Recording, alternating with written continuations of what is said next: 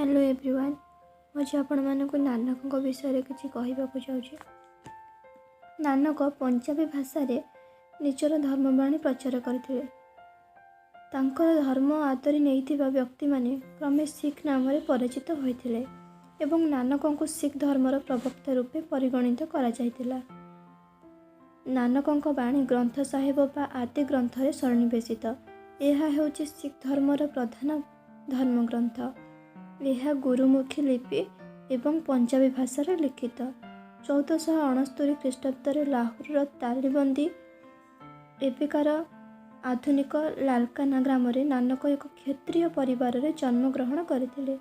तांको पितांका नाम थिला कालुबेदी बा कालचंद। से ग्राम्य हिसाब समीक्षक रूपे नियुक्ति पाइथिले। 18 वर्ष बयस नानक को तांको पिता सुलखाइन नामक जड़े कन्या सहित बह कराइले। जीविका अर्जन पाई नानक सुल्तानपुर यात्रा करथिले। सेठारे से सुल्तान दौलत खां लोदी अधीन शस्यगार रक्षक रूपे नियुक्ति पाइथिले। मात्र यही कार्य तांको संतोष प्रदान करि पारि नथिला।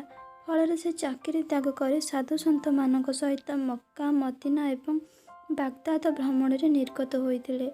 सेठार प्रत्यावर्तन कर से रावी नदी तीरवर्ती करतारपुर ठारे आश्रम स्थापन कर निजर वाणी प्रचार करने लगिले।